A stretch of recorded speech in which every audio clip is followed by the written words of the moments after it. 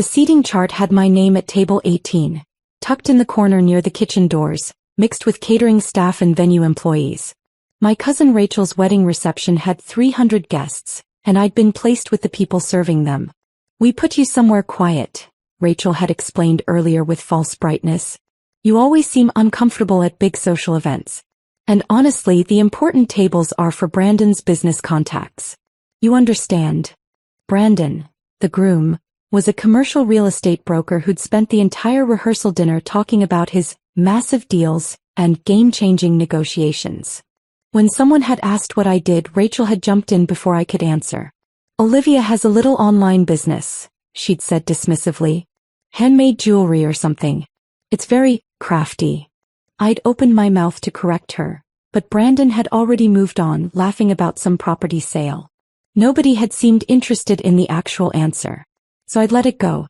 What Rachel didn't know was that my little online business was Meridian Technologies, a software company I'd founded 7 years ago that had just closed a $340 million acquisition deal with TechCore Industries.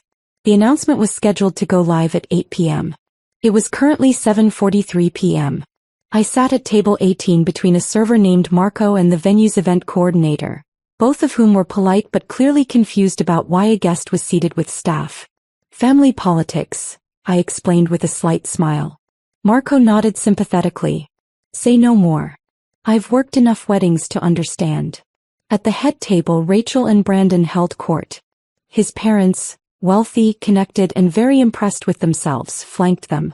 Brandon's father owned a chain of luxury car dealerships. His mother sat on several charity boards and made sure everyone knew it. During cocktail hour, she'd cornered me near the bar. "So you're the cousin with the little Etsy shop?"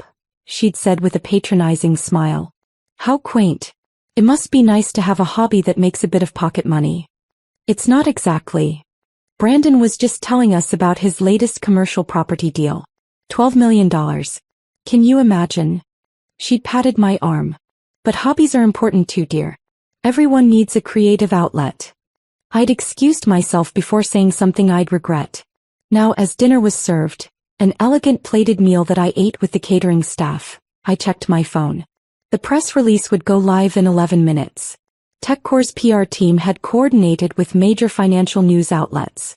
Bloomberg, Reuters, The Wall Street Journal, all set to publish simultaneously.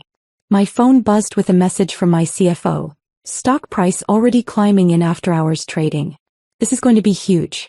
Enjoy the wedding." I smiled slightly and put the phone away. Brandon stood for his toast, champagne glass raised. He was already tipsy, his voice too loud, his confidence inflated by alcohol and audience attention. "I want to thank everyone for being here," he began.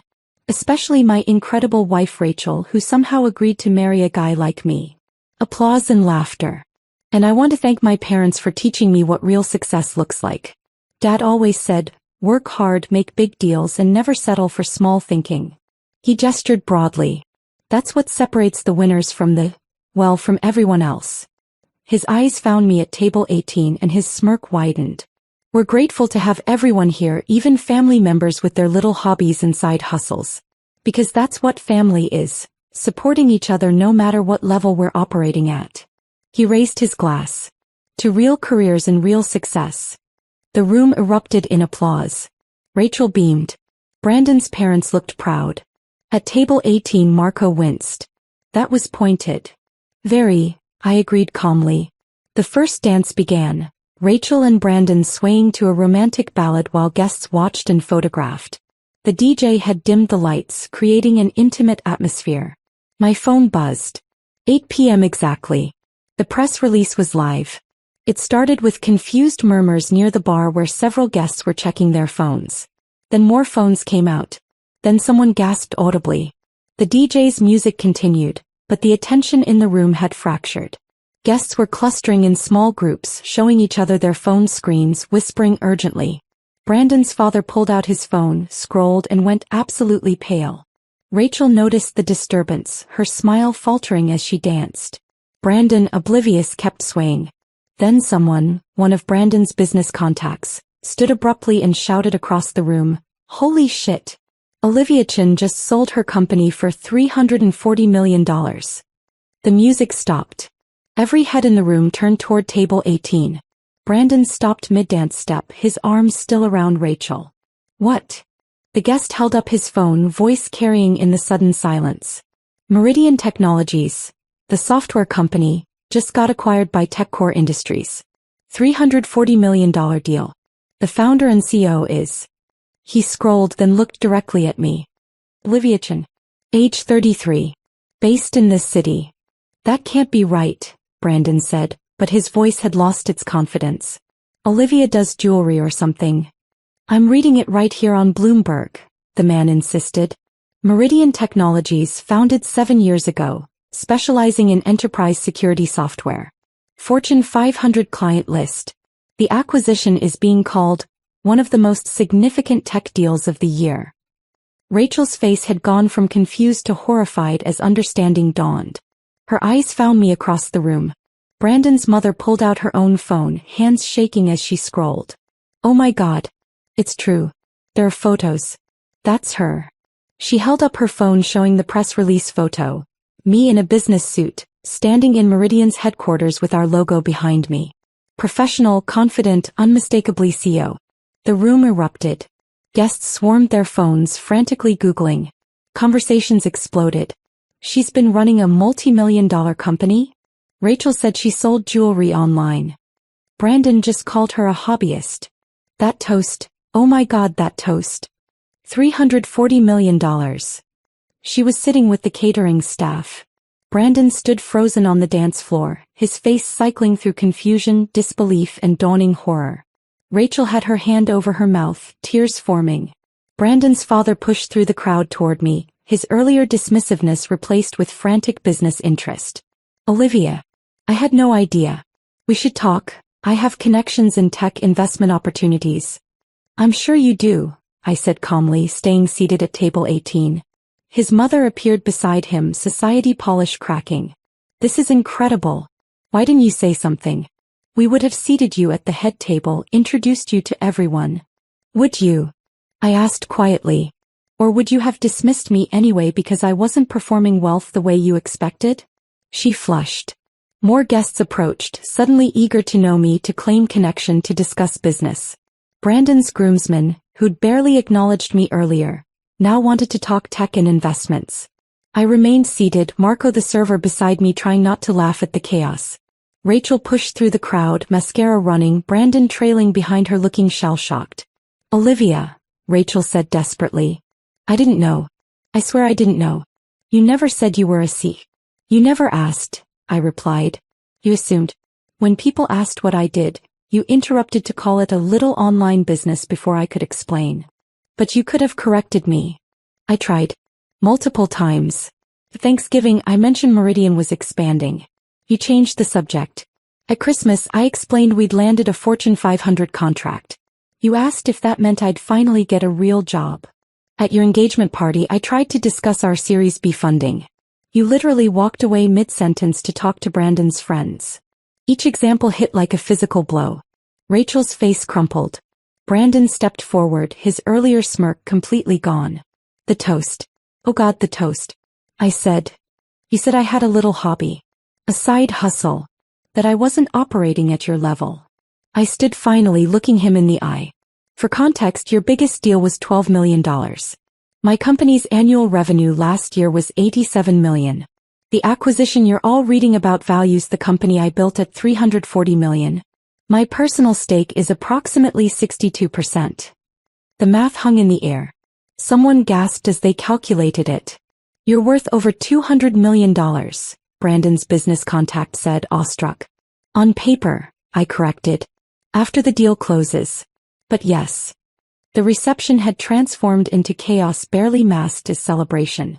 The carefully planned evening, first dance, toasts, cake cutting, had been completely derailed by breaking financial news. Wedding guests clustered around phones, reading articles about the acquisition. Several business publications had already posted analysis pieces. One headline visible on a nearby phone: Meridian Technologies sale. How CEO Olivia Chen built a tech empire in 7 years. Rachel's mother found me, her expression stricken. Olivia, honey, I'm so sorry. We should have asked more questions. We should have been interested.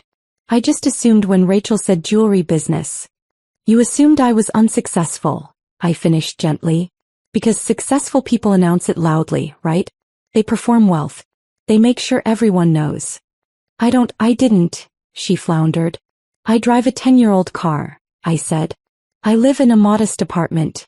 I don't wear designer clothes or flash jewelry. By your metrics, I looked unsuccessful. So you treated me like I was. That's not fair, Brandon's mother protested, having overheard. How are we supposed to know? By asking. By showing basic interest in your family member's life.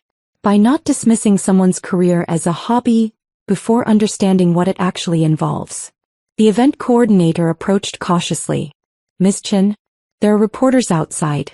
They heard about the acquisition announcement and that you're here. Should I tell them I'm celebrating my cousin's wedding? I said. No interviews tonight. But the damage to Rachel's perfect evening was done. Guests were more interested in discussing my acquisition than celebrating her marriage.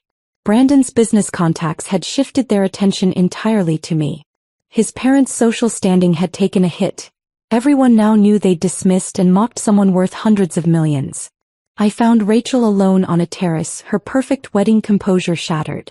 I ruined your wedding, I said, though we both knew that wasn't quite accurate. You didn't ruin it. I did. She wiped her eyes. By seating you with catering staff. By introducing you as my cousin with a little business. By never caring enough to actually understand your life. Why didn't you ask? I said softly. We used to be close. When did that change? When Brandon came into my life, she admitted. His family has money, connections, status. I got caught up in it. Started measuring success the way they do. By appearances, by performance, by how loudly you announce your achievements. You were quiet about your work, so I assumed it wasn't impressive. Success doesn't require an audience, I said.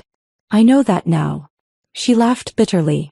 Brandon spent 10 minutes in his toast bragging about a $12 million deal. You've been sitting quietly with a $340 million company. The irony is killing me.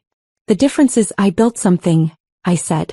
Real technology solving real problems. His deals move money around. My work creates value. She nodded, crying harder now. Everyone's going to remember this wedding as the night I seated my millionaire CEO cousin with the catering staff. It's already trending on social media. Someone posted video of Brandon's toast with the caption, "This didn't age well." Social media is temporary, I said. What matters is what you do next. What do you mean? Do you want a relationship with me? The real me, the CEO, the tech founder, the person who built something significant. Or do you want to keep your distance because I'm not playing the wealth game the way Brandon's family expects? I want a relationship, Rachel said immediately. I want my cousin back. The one I looked up to before I got stupid about status and appearances. Then we start fresh, I said. After your honeymoon. Coffee, just us, and you can ask about my actual life. She hugged me tightly. I'm so sorry. For all of it. The reception limped through the remaining events. The cake cutting was subdued. The bouquet toss was perfunctory. Guests left early, most still absorbed in their phones reading about the acquisition. Brandon found me near the exit looking thoroughly humbled. That toast, he said quietly. I was an ass. A complete ass. Yes, I agreed. Rachel told me you tried to explain your work multiple times and we shut you down. We assumed because you weren't flashy, you weren't successful. That's exactly right. He ran a hand through his hair. My $12 million deal. I was so proud. I made sure everyone at this wedding knew about it. And you were sitting there having just sold a company for $340 million, eating dinner with the servers, saying nothing. Because the deal speaks for itself, I said. I don't need to announce it at family weddings to feel successful. Teach me that, he said unexpectedly. How to measure success by what you build instead of what you broadcast. Because clearly I've been doing it wrong. I studied him. This man who'd smirked at my little hobby just hours ago, now genuinely humbled. Start by respecting people regardless of how their success appears, I said. The quiet person in the corner might be building empires. The loudest voice in the room might be compensating for insecurity. Real confidence doesn't need an audience. He nodded slowly. I'll work on that. And Olivia, congratulations. Really. What you built is incredible. I drove home that night in my 10-year-old car, through the city where I'd built Meridian Technologies from a 2-person startup to a company worth hundreds of millions. My phone showed hundreds of messages. Congratulations from colleagues, interview requests from media, partnership inquiries from investors. And one from Rachel, thank you for not giving up on me. I'll be better. I promise. The wedding had become infamous. The wedding where the CEO was seated with catering staff was already trending. Videos of Brandon's toast, contrasted with news of my acquisition, had gone viral. Business publications were analyzing it as a case study in assumptions and appearances.